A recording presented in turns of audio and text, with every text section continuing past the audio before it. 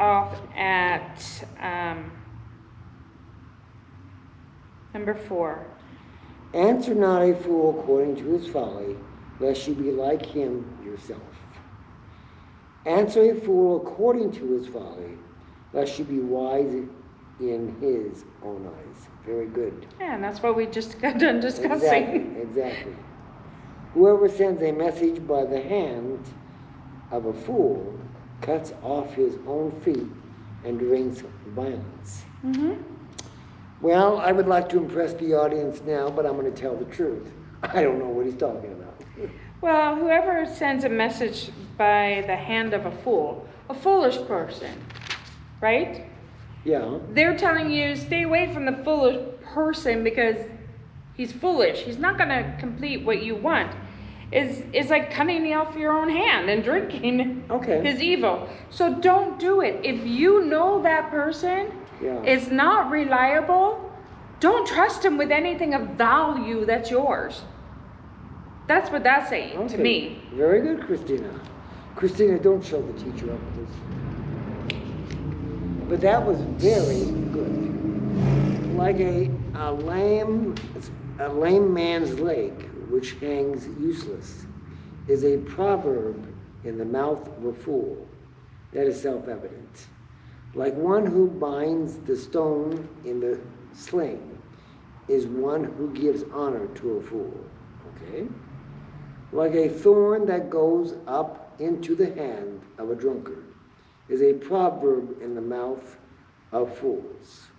Apparently Solomon this day had problems with somebody. Obviously, because he just keeps repeating it over and over and over, but just in a simpler, different tone. Yeah. So that those who don't understand one will understand maybe one of the 5 or 6 of them that are following. Very good. Like, you don't get this one, let me throw you 5 more. Right. And somebody will pick it up somewhere. That's true. Like an anchor who wounds everyone is the one who hires a passing fool or drunkard. Okay? Like a dog that returns to his vomit, famous line, is the fool who repeats his folly. That's self-explanatory, and it's dead on. And I'm going to admit something that someone that does what we do shouldn't do. I have done some really stupid things, and that would apply even to me sometimes. No, and it applies to me because unfortunately I'm not very good at people. So I tend to find myself in the same environment that I just left. And again, being who I am, I'm very slow to anger. Right.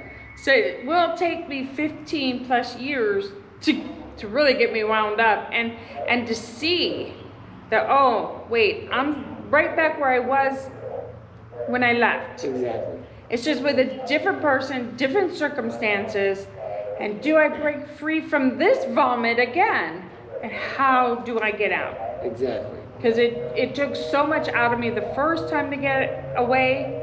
Now I have to do it again, and you're just like, when am I gonna learn not to go back? How do I pick up on seeing the signs? When the person being kind to me and willing, oh, here, let me help you, let me do this, let me give you a job, let me, whatever it is so kind at first. Right. And that's the problem I have, because I'm so willing, like everybody is, someone's willing and offering you something, a position, and you take it, but then you don't realize that there's strings attached. Right. And you shouldn't have to be in the position that you are with strings attached. You're not a puppet. Right. Do you see a man who is wise in his own eyes? There is more hope for a fool than for him. So the sluggards, well, okay, I'm just going to let that one go because... No, don't let that one go, because a lot of people think they're wise and they're smart and they can do all, but they're blind to everyday people. Because that's cutting yourself off again. You know? Who's the teacher? If you're going to be wise, Solomon... I'm just trying to help you understand, Solomon. Thank you very much. Because he's a wise man. The sluggard says there is a lion in the road, okay? There is a lion in the streets. As the door turns on its hinges, so does the sluggard on his bed. The sluggard buries his hand in the dish. It wears him out to bring it back to his mouth. The sluggard is wise in his own eyes than 7 men who can answer sensibly. Now, that's a very famous line, The Lion in the Street. There was a very famous movie made with that title. And I think this is self-explanatory. Again, he's saying basically what Christina said before, is that basically there's a theme here about the vanity of intellectual knowledge. And by the way, may I just say,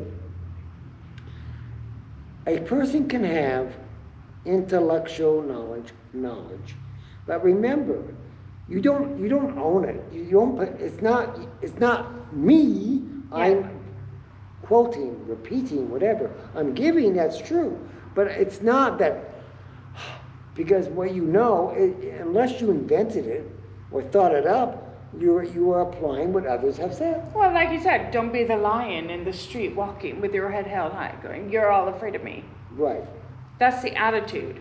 Don't be that fool. Right.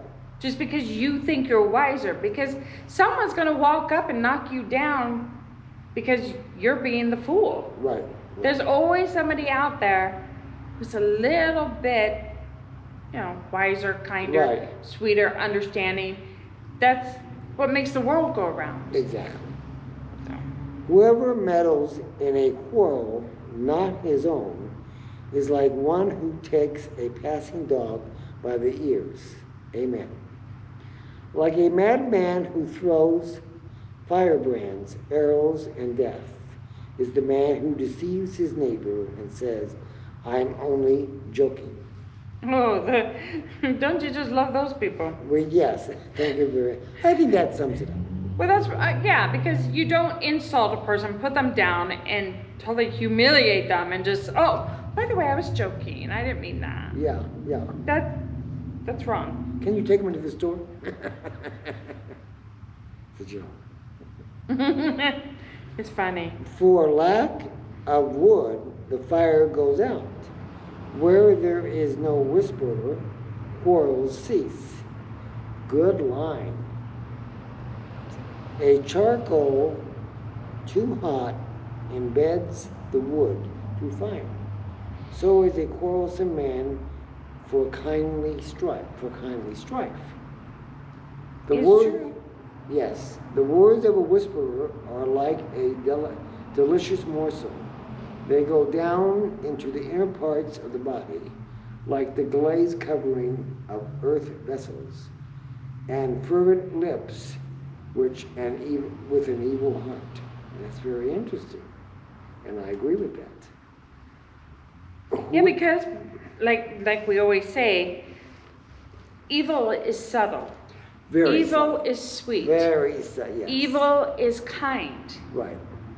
And so we are easily fooled by evil. Right. Because it does taste so sweet going down. It is wonderful. Right. It is everything you've ever imagined.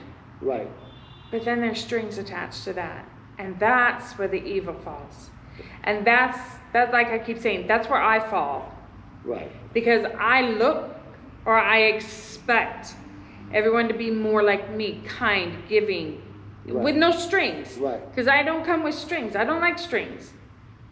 The invisible person who will drop off something at your door and leave, more than likely would have been me. Yeah. But I'm not going to tell you. Right. And you're going to be sitting there panicking, going, "Oh my gosh, who gave me this? Who gave me this?" And in somebody's case, that person was going to throw the item away. And then when they got to the bottom of the list, they call me up, "Hey, did you know I got this?" "Oh yeah, I dropped that off for you." Right. "Oh, well, I threw it away because I didn't know who it came from." It's like, you've been asking for it, so you got it. It was a gift. And you would throw a gift away because right, you don't know who it came from? Even though you've been asking, you put it out in the universe and asking for it? That to me was more evil than me not calling her and saying, oh, guess what? I dropped this off for you. I didn't want the praise. Right. But don't throw it away when you've been asking for it. No. That's what I just don't understand in people.